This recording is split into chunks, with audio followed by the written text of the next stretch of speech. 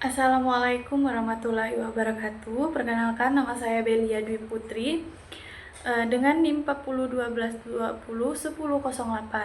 Nah, baiklah, di sini saya akan mempresentasikan seminar proposal saya dengan judul Penyerbuan Kedutaan Meksiko oleh Ekuador, Analisis Pelanggaran Hukum Diplomatik Berdasarkan Konvensi Wina. Nah, saya akan mempresentasikan untuk memenuhi mata kuliah MPPPH saya dengan dosen Bu Afe.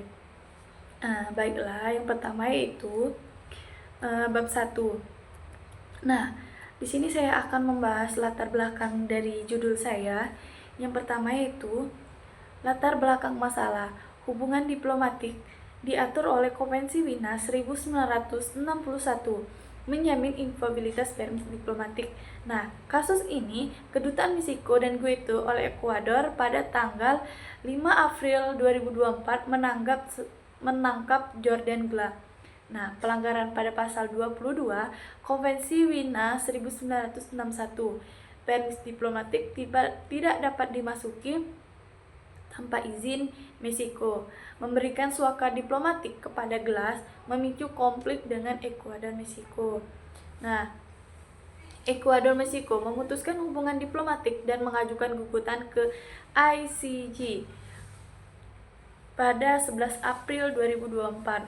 Nah, relevansinya yaitu tantangan penegak hukum diplomatik di konflik politik. Nah, selanjutnya yang kedua yaitu rumusan masalah.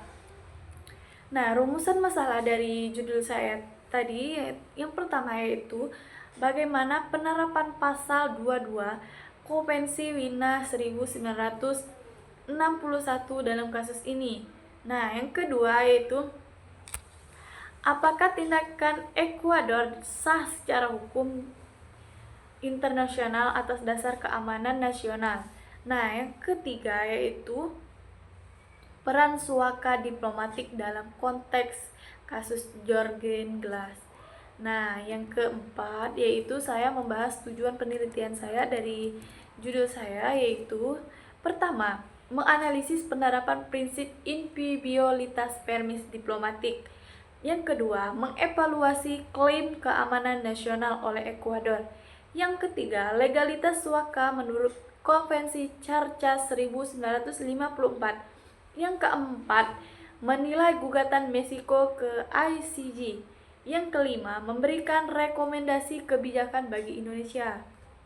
Nah, selanjutnya yaitu hipotesis penelitian. Hipotesis penelitian saya terbagi menjadi dua, yaitu teoritis dan praktis.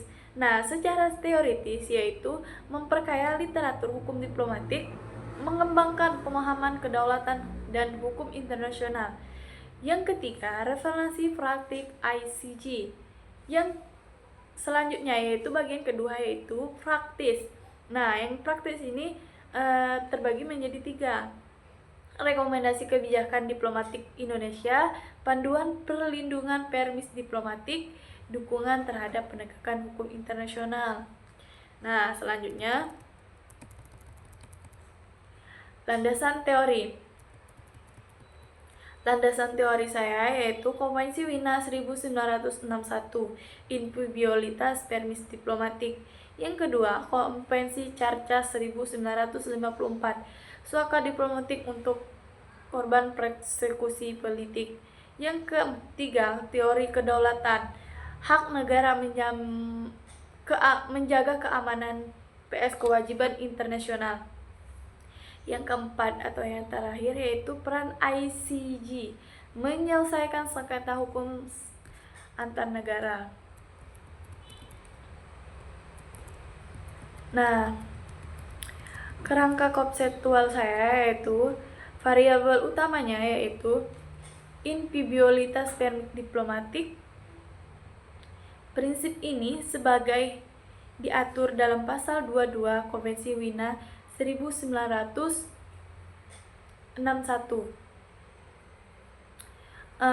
Yang kedua yaitu intervening suaka diplomatik berdasarkan hukum investasi Carcas, yang dimana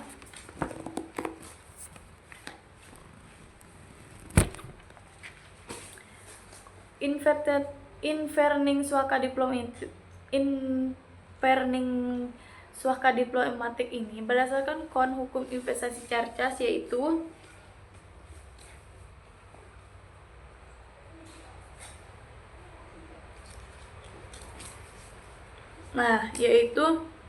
diberikan individu terhadap persekusi politik tetapi tidak pelaku kejahatan umum.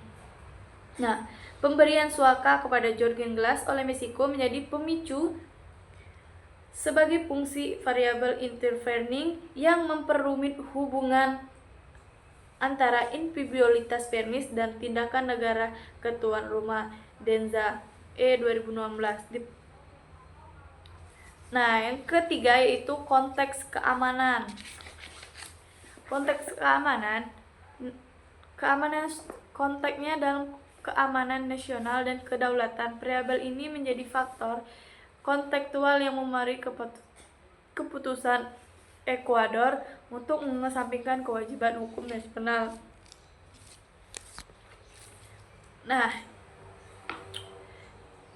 mengklaim bahwa Glass merupakan ancaman variabel ini menjadi faktor kontekstual yang memengaruhi keputusan Ekuador dan mengesampingkan kewajiban hukum internasional. Nah, yang keempat yaitu outcome. Outcome ini yaitu penyelesaian sengketa melalui ICJ melalui ICJ. Gugatan Meksiko ini ke ICJ pada 11 April 2024 mencerminkan upaya untuk menegakkan hukum diplomatik melalui mekanisme internasional. Nah, peran ICJ sebagai variabel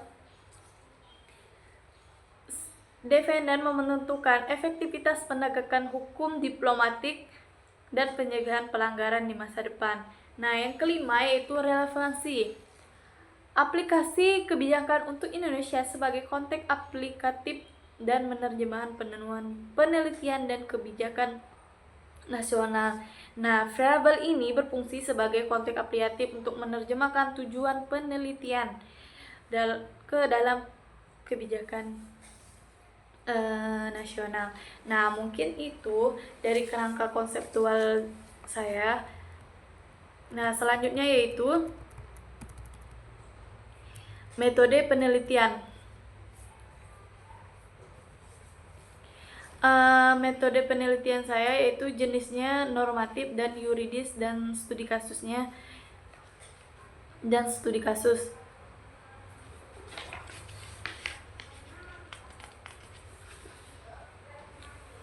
Yang pertama yaitu pendekatan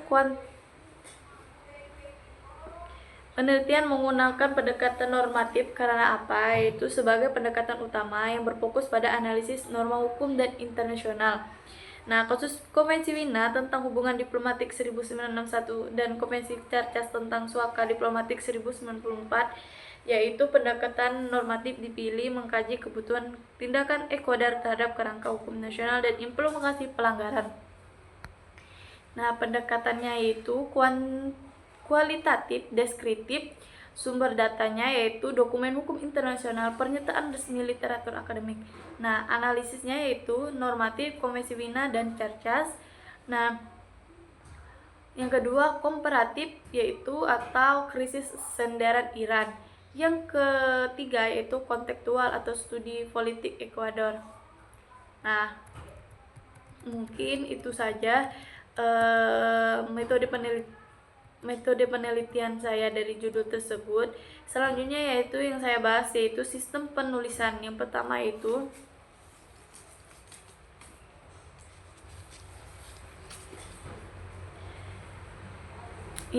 yaitu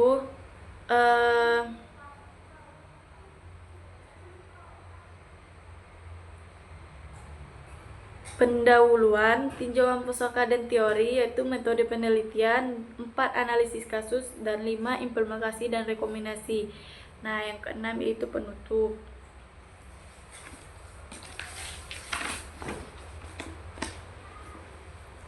Prosedur sistematika penulisan ini yaitu mengidentifikasi masalah atau pelanggaran hukum diplomatik dalam kasus Ekuador, Meksiko berdasarkan dokumen dokumen resmi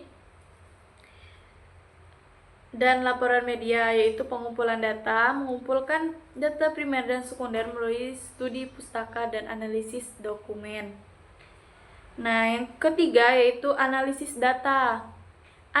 Analisis data ini saya tuh menganalisis dengan pendekatan normatif, komparatif, dan kontekstual, dan menjawab pertanyaan-pertanyaan penelitian. Nah, yang keempat yaitu penyusunan rekomendasi, merumuskan rekomendasi kebijakan berdasarkan temuan analisis dan fokus pada relevansi bagi Indonesia. Nah, penyusunan laporan ini menyusun laporan mencakup hasil analisis dan rekomendasi untuk keperluan akademik praktis. Mungkin sekian presentasi seminar proposal saya, yaitu saya tutup. Kasus ini menjadi perhatian penting dalam hukum diplomatik dan menyoroti ketenagaan antara kedaulatan, keamanan nasional, dan hukum internasional. Nah, yang ketiga yaitu penelitian ini berkontribusi dan memperkuat pemahaman serta praktik hukum diplomatik termasuk Indonesia. Mungkin sekian presentasi saya. Saya akhiri. Wassalamualaikum warahmatullahi wabarakatuh. Sekian, terima kasih.